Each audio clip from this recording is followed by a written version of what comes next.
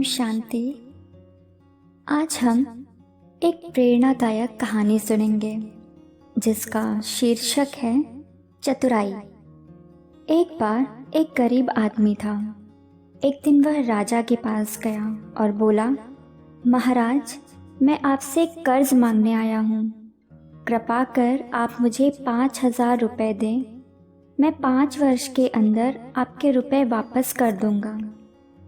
राजा ने उसकी बात पर विश्वास कर उसे 5,000 रुपये दे दिए। 5 वर्ष बीत जाने के बाद भी जब उस व्यक्ति ने राजा के 5,000 रुपये नहीं लौटाए तो राजा को मजबूरन उसके घर जाना पड़ा, लेकिन वहाँ वह व्यक्ति नहीं मिला। जब भी राजा वहाँ जाता, बहाना बनाकर उसे वापस भेज दिया जाता। एक दिन फिर राजा उस व्यक्ति के घर गया। वहाँ और कोई तो नहीं दिखा।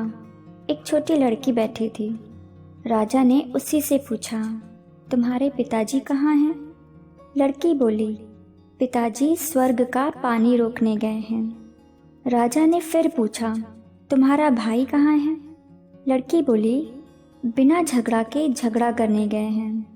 राजा के समझ में एक भी बात नहीं आ रही थी, इसलिए वह फिर पूछता है, तुम्हारी माँ कहाँ है? लड़की बोली, माँ 1 से 2 करने गई है। राजा उसके इन उल जुलूल जवाब से खींच गया। वह गुस्से में पूछता है, और तुम यहाँ बैठी क्या कर रही हो? लड़की हंसकर बोली, मैं घर बैठी संसार देख रही हूँ। राजा समझ गया कि लड़की उसकी किसी भी बात का सीधा जवाब नहीं देगी, इसलिए उसे अब इससे इन बातों का मतलब जानने के लिए प्यार से बतियाना पड़ेगा। राजा ने चेहरे पर प्यार से मुस्कान लाकर पूछा, बेटी, तुमने जो अभी अभी मेरे सवालों के जवाब दिए, उनका मतलब क्या है? मैं तुम्हारी एक भी बात का मतलब नहीं समझ सका। तुम मुझे सीधे सीधे उनका मतलब समझाओ। लड़की ने भी मुस्कुरा कर पूछा, अगर मैं सभी बातों का मतलब समझा दूं तो आप मुझे क्या देंगे? राजा के मन में सारी बातों को जानने की तीव्र उत्कंठा थी। वह बोला, जो मांगोगी वही दूंगा।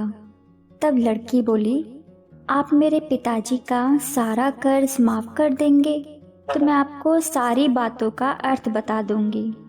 राजा ने कहा, ठीक है, मैं तुम्हारे पिताजी का सारा कर्ज माफ कर दूंगा। अब तो सारी बातों का अर्थ समझा दो। लड़की बोली, महाराज, आज मैं आपको सारी बातों का अर्थ नहीं समझा सकती। कृपा कर आप कल आएं। कल मैं ज़रूर बता दूंगी। राजा अगले दिन फिर उस व्यक्ति के घर गया। आज वहाँ सभी लोग मौजूद थे। वह आदमी, उसकी पत्नी, बेटा और उसकी बेटी भी। राजा को देखते ही लड़की पूछी, महाराज, आपको अपना वादा याद है ना? राजा बोला, हाँ, मुझे याद है। तुम अगर सारी बातों का अर्थ बता दो तो मैं तुम्हारे पिताजी का सारा कर्ज माफ कर दूंगा। लड़की बोली, सबसे पहले मैंने यह कहा था कि पिताजी स्वर्ग का पानी रोकने गए हैं। इसका मतलब था कि वर्षा हो रही थी और हमारे घर की छत से पानी टपक रहा था। पिताजी पानी रोकने के लिए छत को छा बना रहे थे, यानी वर्षा का पानी आसमान से ही गिरता है, और हम लोग तो यही मानते हैं कि आसमान में ही स्वर्ग है। बस पहली बात का अर्थ यही है। दूसरी बात मैंने कही थी कि भैया बिना झगड़ा के झगड़ा करने गए हैं। इसका मतलब था कि वे रेंगनी के कांटे को काटने गए थे। अगर कोई भी रेंगनी के कांटे को काटेगा तो उसके शरीर में जहाँ तहाँ कांटा गड़ ही जाएगा, यानी झगड़ा नहीं करने पर भी झगड़ा होगा और शरीर पर खरोंचे आएंगी। राजा उसकी बातों से सहमत हो गया। वह मन ही मन उसकी चतुराई की प्रशंसा करने लगा। उसने उत्सुकता के साथ पूछा, और तीसरी चौथी बात का मतलब बेटी? लड़की बोली, महाराज, तीसरी बात मैंने कही थी कि माँ 1 से 2 करने गई हैं। इसका मतलब था कि माँ अरहर दाल को पीसने यानी उसे 1 का 2 करने गई हैं। अगर साबुत दाल को पीसा जाए तो 1 दाना का 2 भाग हो जाता है, यानी यही था 1 का 2 करना। रही चौथी बात, तो उस समय मैं भात बना रही थी और उसमें से 1 चावल निकाल कर देख रही थी कि भात पूरी तरह पका है कि नहीं।